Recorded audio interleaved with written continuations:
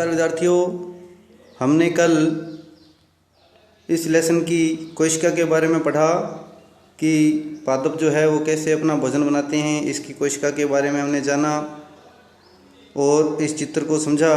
अब इसका जो क्रियाकलाप है 1.1 इसको करते हैं। इसको करने से पहले ऊपर जो मुख्य बिंदु दिया गया है इसको पढ़ते हैं कि पत्तियों के अतिरिक्त पादप के दूसरे हरे भागों जैसे कि हरे तने, हरी शाखाओं में भी प्रकाश संश्लेषण होता है।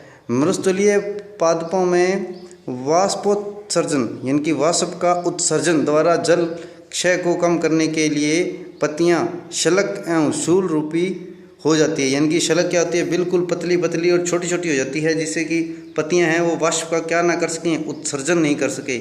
इसी कारण से मृतस्थलीय भाग होते हैं वहाँ बड़े पत्तों वाली कोई भी पौधे या पादप जो है वो नहीं पाए जाते हैं। इन पादपों के तने हरे होते हैं जो प्रकाश संश्लेषण का कार्य करते हैं। अब क्रियाकलाप नंबर 1.1 करते हैं कि एक ही प्रकार के पादपों में दो गमले लीजिए। एक को अंधकार यानी कि काले बॉक्स में रखते हो में 72 घंटों के लिए रख दीजिए। दूसरे को सूर्य के प्रकाश में रखिए। दोनों पादपों की पत्तियों में आयोडीन परीक्षण उस प्रकार कीजिए कि जैसे कक्षा 6 में किया था। आपने अवलोकन को नोट कीजिए। अब उस गमले को जिससे अपने अंधेरे में रखा था उसे 3-4 दिनों के लिए सूर्य के प्रकाश में रख दीजिए। पुनः उसकी पत्तियों को पर आयोडीन परीक्षण कीजिए। आपने परीक्षण अपनी नोटबुक में देखिए। हरी पत्तियों के अतिरिक्त अन्य वर्ण यानी कि जो रंग है कि पत्तियों में भी क्लोरोफिल होता है। जो हरी पत्तियां होती है उसके अतिरिक्त जो अन्य रंग की पत्तियां होती है, जैसे किसी की थोड़ी सी चेंज होती है, कुछ डार्क होती है, तो उसमें भी क्या होता है, क्लोरोफिल होता है। परंतु इन पत्तियों में उपस्थित लाल, भूरे व अन्य वर्ण क्लोरोफिल के हरे रंग का प्रशमन कर देते हैं अर्थात ढक लेते हैं। इन पत्तियों में भी प्रकाश संश्लेषण का कार्य होता है। आपने गीली दीवार पर, तालाब, ठहरे हुए जलाशय में हरे अवपंकी काई जैसे पादप, अवपंकी क्या था, काई जैसे पादप जो देखे होंगे, ये सामान्य रूप से जीवों की वृद्धि के कारण बनते हैं, जिन्हें क्या कहते हैं, शैवाल कहते हैं। जैसे आपने देखा होगा जहाँ पानी खड़ा है वहाँ क्या होता है, शैवाल। ऊपर हरे हरे रंग की चक्तियाँ बन जाती है, गोल गोल बड़ी बड़ी, उसे शैवाल कहते हैं। क्या आप कल्पना कर सकते हैं कि इनका हरा रंग क्यों होता है? इसमें क्लोरोफिल होता है जिसके कारण ये हरे दिखाई देते हैं। शैवाल भी प्रकाश संश्लेषण द्वारा अपना भोजन बनाते हैं। जो पत्तियां होती है, ये देखो, ये पत्तियों के रंग दिए गए हैं। इन पत्तियों अलग अलग रंग की पत्तियां हैं, लेकिन इसमें भी क्या होता है, प्रकाश संश्लेषण की क्रिया पूरी होती है। पादपों में कार्बोहाइड्रेट के अतिरिक्त अन्य पादपों का संश्लेषण, कि पादपों में कार्बोहाइड्रेट ही संश्लेषित होता है या कुछ अन्य भी का संश्लेषण होता है। अभी आपने पढ़ा कि प्रकाश संश्लेषण प्रक्रम द्वारा पादप कार्बोहाइड्रेट का संश्लेषण करते हैं। कार्बोहाइड्रेट कार्बन, हाइड्रोजन, ऑक्सीजन से बनते हैं।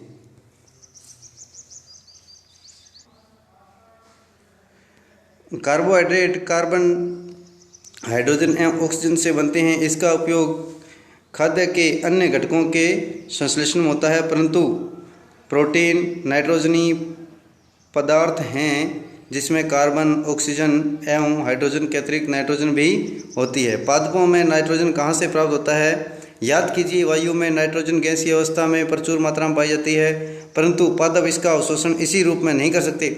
मिट्टी में कुछ विशेष जीवाणु होते हैं जो गैसीय नाइट्रोजन का उपयोग यौगिक में परिवर्तन कर मृदा में निर्मुक्त करते हैं। ये विलेय पदार्थ पादपों द्वारा जल के साथ अवशोषित कर ली जाती है। संभवतः आपने देखा होगा किसान अपने खेतों में उर्वरक खाद डालते हैं जिसमें नाइट्रोजनी पदार्थों की प्रचुरता होती है।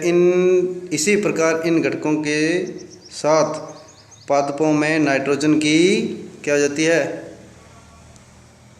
मांग की पूर्ति हो जाती है। इसके पश्चात पादप खाद्य के अन्य संघटकों जैसे कि प्रोटीन एवं वसा का संश्लेषण होता है।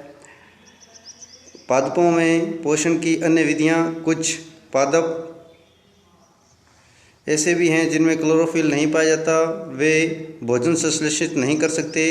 वे कैसे जीवित रहते हैं? तथा वे पोषण किस प्रकार प्राप्त करते हैं। मनुष्य व अन्य प्राणियों की तरह ये पादप भी अपने पोषण के लिए अन्य पादपों द्वारा निर्मित खाद्य पदार्थ पर निर्भर होते हैं। वे विषमपोषी प्रणाली का उपयोग करते हैं। ध्यान दीजिए, क्या आपको एक वृक्ष के तने या शाखाओं पर लिपटी हुई रस्सीनुमा पीले रंग की संरचना देखी होगी। ये अमरबेल का पादप है।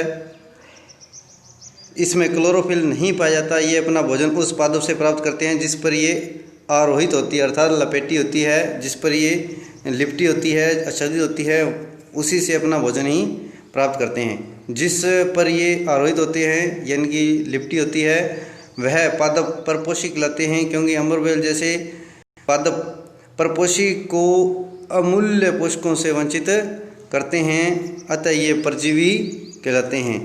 क्या हम एवं अन्य जंतु, जैसे ये देखो, ये इसके अंदर इसका डायग्राम है कि ये अमरबेल है जो इस पौधे पे लिपटी हुई है।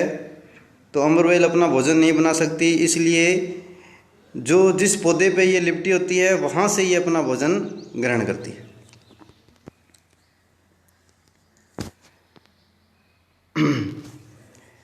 प्रकार के परजीवी हैं, आपको इस पर विचार करना चाहिए। आपने अध्यापक से इस विषय पर चर्चा कीजिए। पहली जानना चाहती है कि क्या हमारा रक्त चूसने वाले मच्छर, खटमल, जूं एवं जौं जैसे जीव भी क्या है, परजीवी हैं।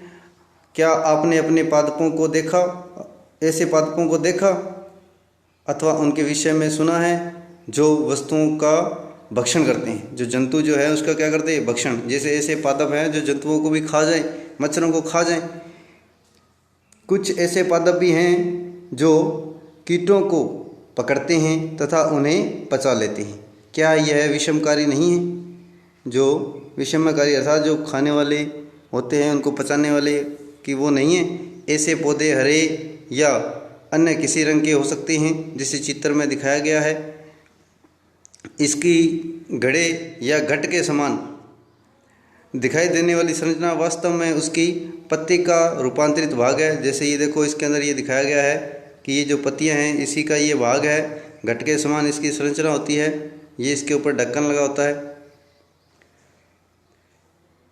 पत्ते का शीर्ष भाग घड़े का ढक्कन बनता है। घड़े के अंदर अनेक रोम होते हैं जो नीचे की ओर ढलके रहते हैं, अर्थात नीचे की ओर उसके जो नुकीले भाग होते हैं वो नीचे की ओर होते हैं, अर्थात अधोमुखी होते हैं। अधोमुखी का अर्थ क्या होता है कि जो सिरा है, जो जहाँ से ये निकलता है वो ऊपर, और जिसका आगे का जो सिरा है वो नीचे की तरफ। जब कोई कीट घड़े में प्रवेश करता है तो यह उनके रोमों के जो रोम होते हैं उसके बीच फंस जाते हैं। घड़े में उपस्थित पाचक रस द्वारा कीटों का पाचन हो जाता है। जो उसके अंदर जो पाचक रस होता है इस घड़े के अंदर, उसके द्वारा इसका पाचन हो जाता है। कीटों का भक्षण करने वाले ऐसे पादप कीट भक्षी पादप कहलाते हैं।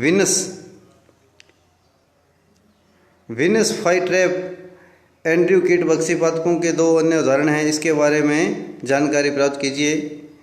भुजो भ्रमित है, यदि घटपर्णी हरा होता है तो प्रकाश संश्लेषण संपादित करता है, तो यह कीटों का भक्षण क्यों करता है? कि यदि वो हरा है तो वो प्रकाश संश्लेषण कर ले, कीटों का भक्षण क्यों करता है?